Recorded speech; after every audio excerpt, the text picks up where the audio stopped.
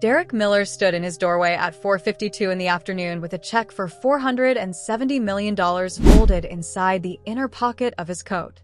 The afternoon light came through the front window the way it always did, casting long shapes across the living room floor. He had walked through this door thousands of times. After shifts at the warehouse. After bad days, when the supervisor wrote him about production numbers. After good days, when he made it home in time to cook dinner before Keisha got back from her job at the dental office. After arguments. After makeup mornings. After all of it. But this time was different. This time his fingers pressed against his chest where the paper rested, feeling the weight of something that was supposed to change everything. He had driven home slowly from the lottery office, not because traffic was bad, but because he needed time to think about how to say it. How do you tell your wife of 8 years that you just want enough money to never work again? How do you say that out loud without sounding like you've lost your mind? He stepped inside, and the first thing he noticed was the quiet. Not the normal quiet of an empty house. Keisha's car was in the driveway, so he knew she was home. This was different. This was the kind of quiet that happens when furniture has been rearranged and decisions have already been made without you. The kind of quiet that feels like a held breath before someone delivers news you don't want to hear. Keisha stood by the coffee table with her back partially turned. She wore jeans and a sweater he had never seen before. Dark green. Expensive looking. The tags were probably still on it somewhere. Her braids were pulled back tight against her scalp, and she held a thick manila folder in both hands like she had been standing there for hours, waiting for the exact second his key turned in the lock. By the wall near the stairs stood 2 suitcases. One large, one smaller, both black, both zipped closed and upright like soldiers waiting for orders. A leather handbag sat on top of the larger, one like a period at the end of a sentence. Like punctuation marking where one thing ended and something else began. Derek closed the door behind him. The sound of it clicking shut felt louder than it should have in the heavy silence. Keisha turned to face him. Her expression was one he had seen her practicing for weeks. Not angry, not sad, just finished. The look of someone who had already had the argument in their head 100 times and won every single one. The look of someone who had moved on emotionally months ago and was just waiting for the paperwork to catch up. "You're early," she said. Her voice was flat. Not curious. Not welcoming. Just flat. Like his timing was an inconvenience she hadn't planned for. Like he had interrupted something. Derek swallowed. His throat felt tight. His fingers brushed the edge of the check through his coat again, without thinking. The paper was thick. Real. Heavy in a way his entire life had never felt heavy. He had held it in his hands at the lottery office and watched the representatives explain what it meant. Taxes. Trusts. Financial advisors. Security. All of it blurring together because the only person he wanted to tell was standing right here looking at him like he was late on rent again. "I have something to tell you," he said. His voice came out steady. He was grateful for that. Keisha's eyes moved over him slowly. His work shirt with the warehouse logo on the pocket. The dust on his jeans from the loading dock. The boots he hadn't taken off yet because he had been too eager to get inside. Too eager to share the news that was supposed to change everything. She didn't ask what. She just nodded once. The way you nod when you've heard promises before and stopped believing any of them years ago. "I need you to sign something first," she said. She reached for the folder on the coffee table, lifted it like it was a remote control, and she was about to turn off the signal to his entire life. Derek took a step forward. His boots felt heavy on the hardwood. The floor seemed to creak louder than usual. "Keisha, what is going on? Why are there suitcases by the wall?" Keisha sighed. The kind of sigh people use when they want you to know they're exhausted by having to explain something they've already explained 100 times before. The kind of sigh that says you should already know and your not knowing is just more proof of failure. She had perfected that sigh over the last year. He had heard it after every late rent notice, after every denied loan application, after every conversation about money that ended with her walking out of the room. She set the folder down on the table but kept her hand on it, like she needed to feel it there, like she needed to know it was ready when he was. "I can't do this anymore," she said. The words hung in the air between them. Simple. Final. Like a door closing. "I can't keep living like we're one bad week from losing everything." Derek blinked. The words landed, but didn't make sense at first. They couldn't make sense because today was supposed to be different. Today was supposed to be the day everything changed. He had the proof in his pocket. "We're not losing everything," he said. "Not anymore. That's what I'm trying to tell you." Keisha laughed softly. A short sound. Not joy. Just punctuation. The kind of laugh that closes a door instead of opening one. The kind of laugh that says you're not listening and you never listened. "You always say not anymore," she replied. "Then rent comes due. Then the car needs repairs. Then your hours get cut at the warehouse. Then you look at me like I'm supposed to be proud of surviving instead of actually living." Derek felt heat rise behind his eyes.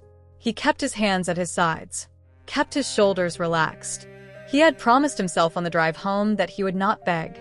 Not today. Not after everything. He had the check. He had the power to change everything. But he wanted her to want him first. He wanted her to ask. "I hear you," he said quietly. "I've heard you every day. Every night. Even when you think I'm asleep." Keisha flinched. Just slightly.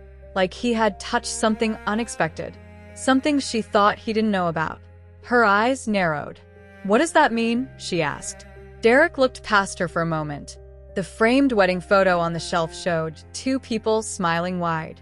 Keisha's hand on his chest. Derek's arm around her waist. Both of them young.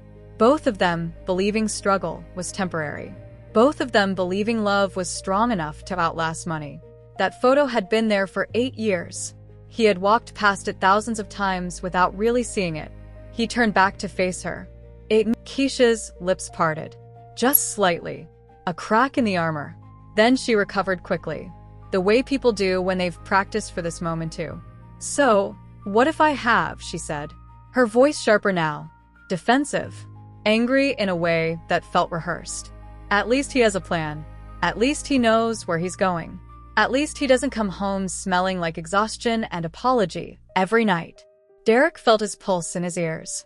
Felt it beating behind his eyes. Felt his hands wanting to clench into fists and forcing them to stay open at his sides. "Who is he?" Keisha hesitated. Just half a second. Then lifted her chin. "His name is Marcus," she said. "Marcus Webb. And he treats me like I actually matter." Derek repeated the name silently in his head. Marcus Webb. The kind of name Keisha would say slowly because it sounded like stability, like success, like everything Derek apparently wasn't. He wondered what Marcus did for a living, what kind of car he drove, what he said to Keisha that made her believe he was better. "You're leaving tonight," Derek said. It wasn't a question. It was a statement. The kind of statement you make when you already know the answer and just need to hear it out loud to make it real. Keisha nodded. "Yes," she said. "I already arranged everything. I'm moving in with him for now, until I figure out the next step." Derek stared at the suitcases again. He remembered how they used to pack together for small trips. A weekend at a cheap motel at the beach for their anniversary. A cousin's wedding in Ohio where they slept on an air mattress in someone's basement.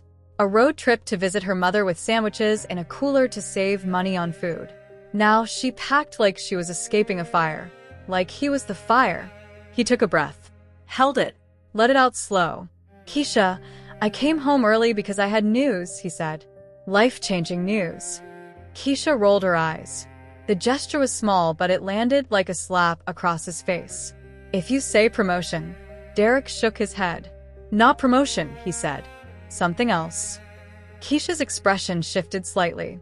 A flicker of curiosity she tried to hide but couldn't quite manage. For just a moment, she looked like she wanted to know. Then she hardened again, like she had made a decision and wasn't going to let anything undo it. "It doesn't matter," she said.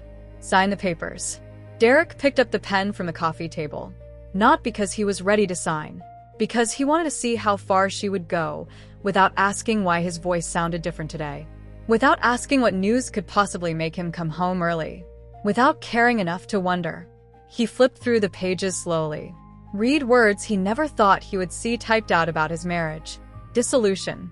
Separation. No spousal support. No claims. No shared assets. She had written it like he had nothing worth taking.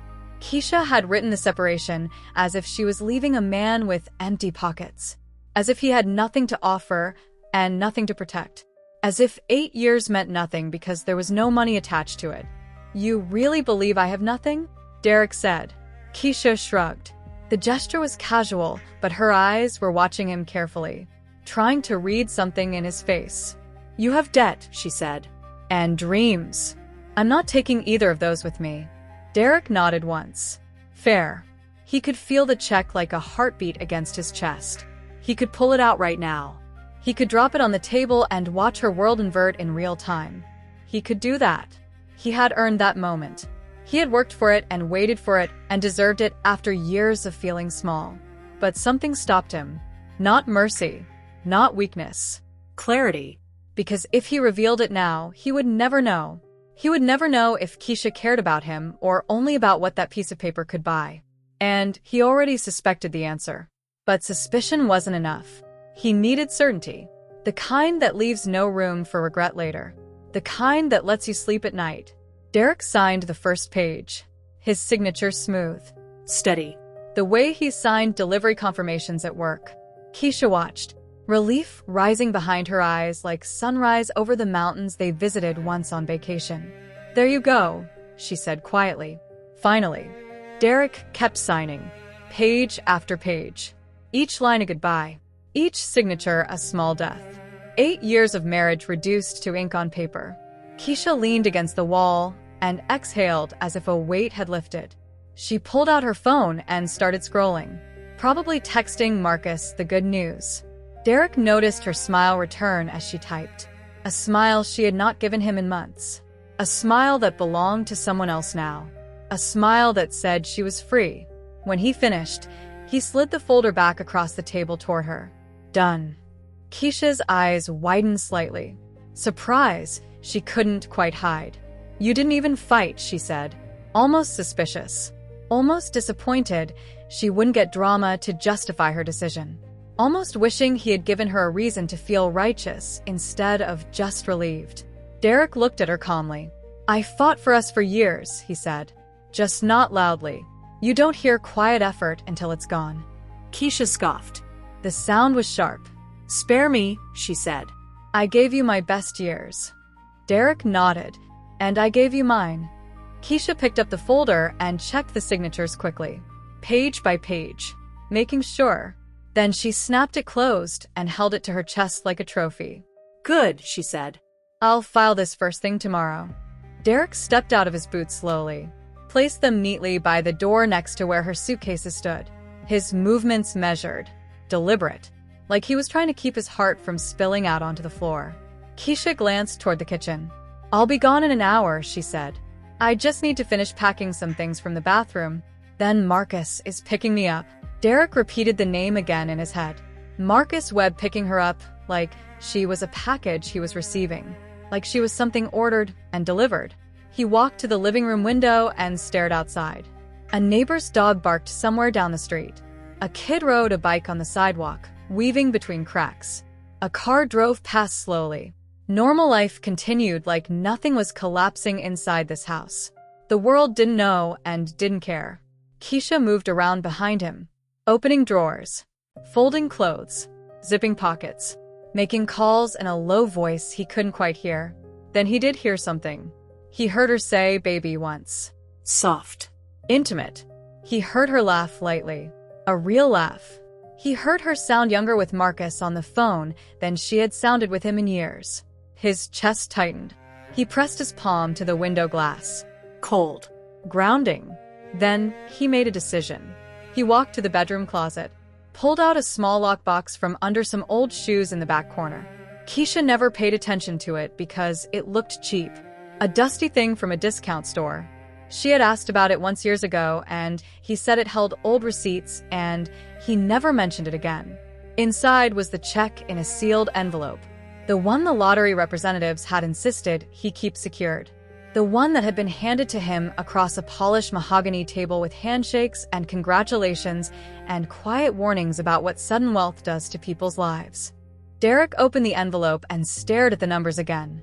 $470 million. He whispered it without sound. let the weight of it settle in his chest. Then, he slid the check back into the envelope and put it in the inside pocket of his coat. Zipped the coat halfway up. Felt the paper press against his ribs like a second heart. He returned to the living room. Keisha was on the phone now, her back to him, her voice low but clear enough in the quiet room. "Yes," she said. He signed. No, he didn't argue at all. It was easier than I expected. Derek stood there listening, not interrupting, because every word she said was building a wall he would never have to climb again. Keisha ended the call and turned. Her eyes met his. She did not look guilty. She looked efficient, like she had checked an item off a to-do list. "What are you doing now?" she asked. "Where will you go?" Derek smiled faintly. The expression felt strange on his face. "I have somewhere to be," he said. Keisha lifted an eyebrow. "Somewhere," she repeated. "With who?" Derek shook his head. "Alone," he said, then added quietly, "But not for long." Keisha rolled her eyes again. The gesture was automatic now, whatever that means. Derek reached into his coat slowly. Keisha's eyes tracked the movement automatically. Curiosity waking up despite herself. He pulled out the sealed envelope but did not open it. Did not show her what was inside. Just held it between them like a secret. Keisha frowned. "What is that?" Derek looked her straight in the face. "It's the reason I came home early," he said. "It's the reason today was supposed to be the happiest day of our lives." Keisha's mouth opened slightly. Then she scoffed. "If that's another bill."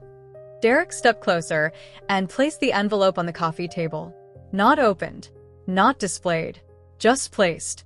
Like an unopened door. Like a question waiting to be asked. Keisha stared at it. Her fingers twitching slightly, as if she wanted to grab it.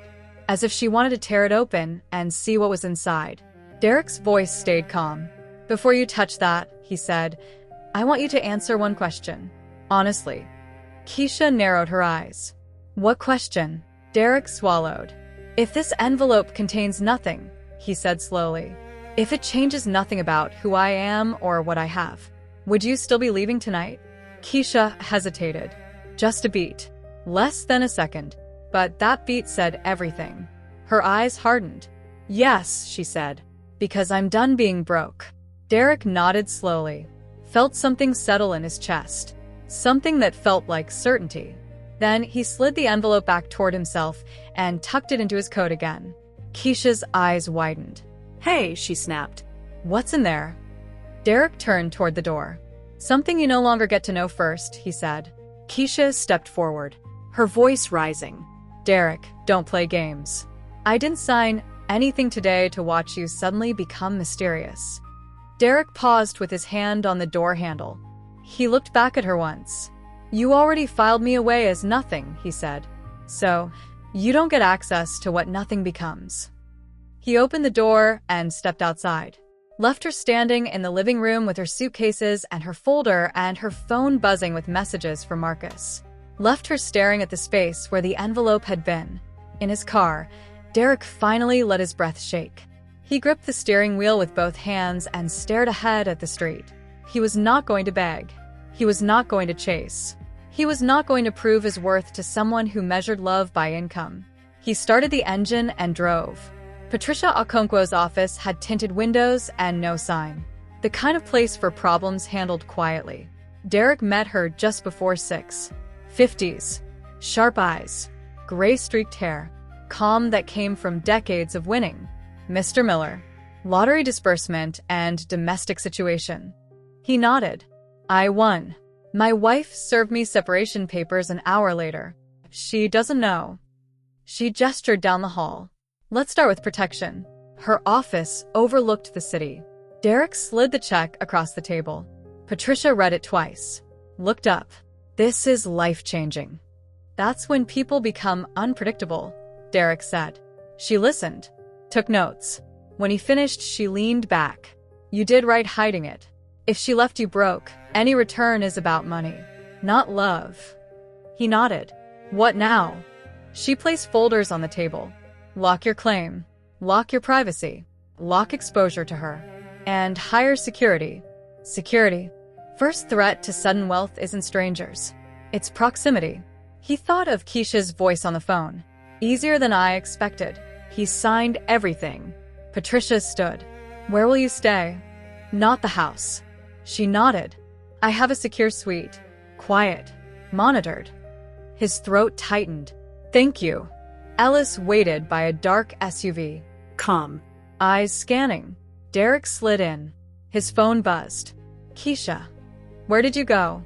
What was in the envelope? Marcus is here. He didn't answer. Another. Signing means you're done. Don't start drama. He locked the phone. Watched the city blur past.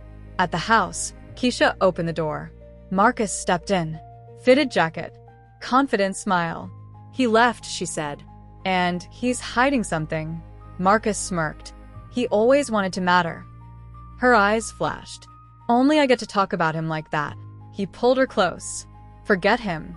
Tonight's about your new life. She looked at the separation folder. Texted again. If it's money, we can talk. The sentence felt ugly, but necessary. The suite was on the 15th floor. Neutral. Clean. A bed never slept in. A view of the city spreading east. Derek stood at the window, palm against the glass. His phone buzzed. He ignored it. Ellis lingered near the door. You did good today. Derek shook his head. I didn't do anything. That's the point. Morning came gray. Patricia called at 7. We filed last night. Temporary orders this afternoon. And Marcus Webb isn't rich. He's in debt. 2 lawsuits. He attaches himself to women before they come into money. Derek sat up. So, she left me for a predator. Probably. Keisha sat across from her attorney downtown. Your husband has no debt. Large deposits were made. She leaned forward. That's not possible. The attorney met her eyes. Records say otherwise. Derek signed documents in Patricia's conference room. His phone buzzed. Unknown number. Patricia nodded. He answered. Marcus's voice came smooth. Derek. No bad blood. Keisha's shaken. This lawyer stuff is unnecessary. Derek kept his voice flat. Talk to her lawyer. A pause. Lawyer? And don't contact me again. He hung up.